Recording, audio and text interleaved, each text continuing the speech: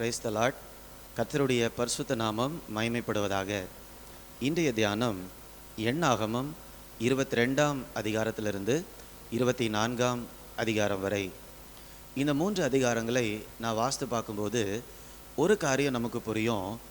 ஆவிக்குரிய பகுத்தறிவு நமக்கு மிக மிக அவசியம்.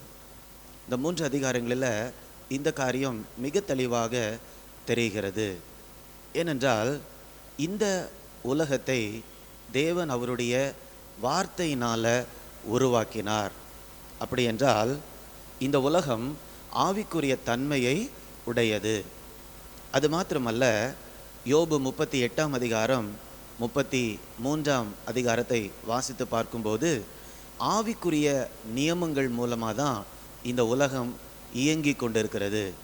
அதனால் நம்ம ஆண்டவரோடு உள்ள உறவுக்கு மாத்திரமல்ல, இந்த பூமியில் வாழ்வதற்கும் நமக்கு ஆவிக்குரிய பகுத்தறிவு அல்லது ஆவிக்குரிய நுண்ணறிவு மிக மிக அவசியமாக இருக்கிறது.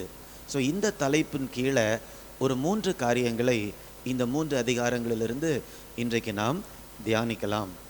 முதலாவதாக, ஆவிக்குரிய ஆசீர்வாதம் தான் நமக்கு வெற்றியை கொண்டு வருகிறது. நிறைய நேரத்தில் இந்த பூமியில் நாம் வாழும்போது, வேலைகளை செய்யும்போது நம்முடைய திறமைகளையோ அல்லது நமக்கு இருக்கக்கூடிய மற்ற ஆள் பலத்தையோ நம்பி காரியங்களை செய்துவிடலாம் என்று நிறைய நேரத்தில் நினைக்கிறோம். ஆனால் ஆவிக்குரிய ஆசீர்வாதம் தான் இந்த பூமியில் நமக்கு வெற்றியை கொண்டு வருகிறது. இந்த அதிகாரங்களில் நாம் படிக்கும்போது இஸ்ரவேல் ஜனங்கள் அவர்கள் பயணப்பட்டு போய்கொண்டிருக்கையில் மோவாபின் சமனான வெளியில் பாளையம் இறங்குகிறார்கள். அவர்களை பார்த்த உடனே இந்த மோவாபியர்களுக்கு அப்படியே பயங்கரமான ஒரு பயம் வந்து விடுகிறது. ஏனென்றால் இதற்கு முந்தின அதிகாரங்களை படிக்கும்போது எப்படி இஸ்ரவேல் ஜனங்கள் தங்களுடைய எதிரிகளை முறியடித்து கொண்டு வந்து கொண்டு இருக்கிறார்கள் என்பதை இந்த மோவாபியர்கள் கேள்விப்பட்டு அவர்களை பார்த்த உடனே பயப்படுகிறார்கள். இந்த மோவாபிய ராஜாவுடைய பெயர் பாலாக். இந்த பாலாக்கும் கூட இவர்களை பார்த்த உடனே அதிகமாக பயம் வந்து விடுகிறது. உடனே என்ன பண்ணுறாருன்னா, பிலேயாம் என்று சொல்லக்கூடிய ஒரு கூலிக்காக குறி சொல்லக்கூடிய ஒருவனை பார்ப்பதற்கு ஆள் அனுப்பி விடுகிறார். அவனை பார்த்து இப்படி சொல்ல வேண்டும் என்று அவர் சொல்லி அனுப்புகிறார்.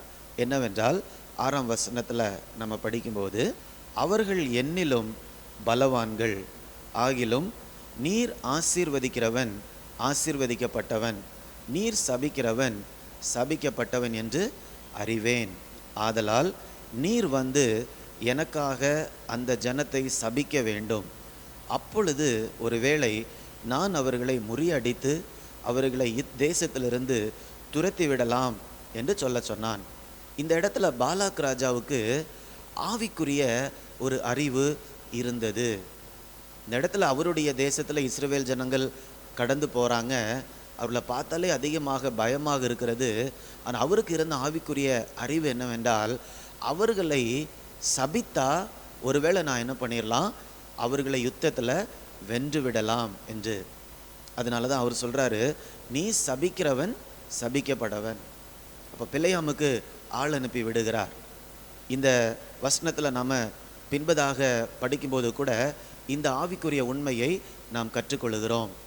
இந்த உலகம் ஆசீர்வாதத்தையும் சாபத்தையும் சார்ந்து இருக்கிறது. அதனால தான் வேதத்தில் கூட ஒரு வசனத்தை நாம் பார்க்குறோம், குதிரை யுத்த நாளுக்காக ஆயத்தமாகிறது, ஆனால் ஜெயமோ கர்த்தரால் வருகிறது. ஒருவேளை இந்த ராஜா யெகோவா தேவனை அறியாதவனாக இருந்திருக்கலாம்.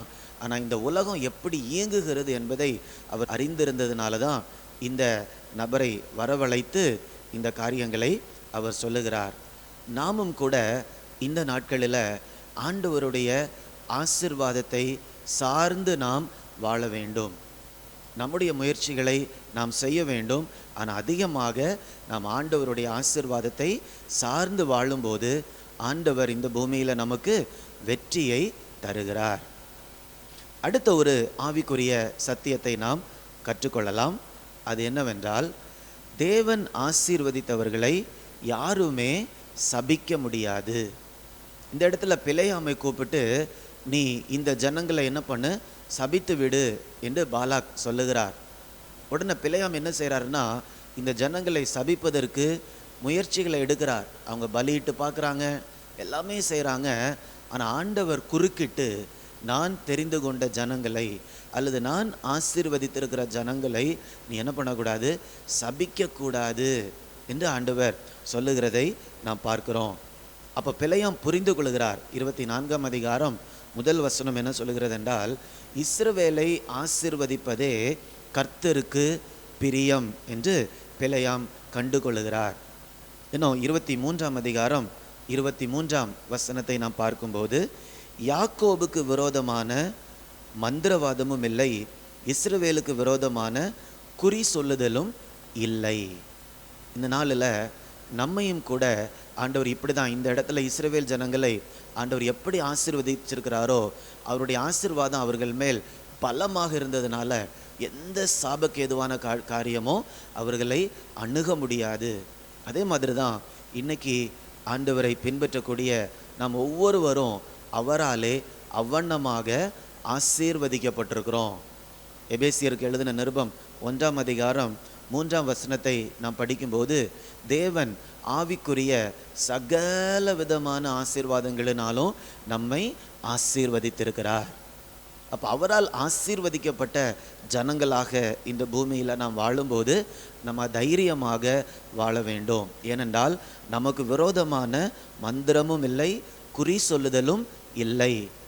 நமக்கு விரோதமாக இருந்த கையெழுத்துக்கள், சாபங்கள் எல்லாவற்றையும் இயேசு சிலுவையில் என்ன பண்ணிட்டாரு, அவர் சுமந்து விட்டார். அதனால எந்த காரியம், யார் என்ன சொன்னாலும், யார் என்ன செய்தாலும் அதன் மூலமாக நமக்கு எந்த சாபக்கேதுவான காரியமோ நம்மை அணுகவே அணுகாது.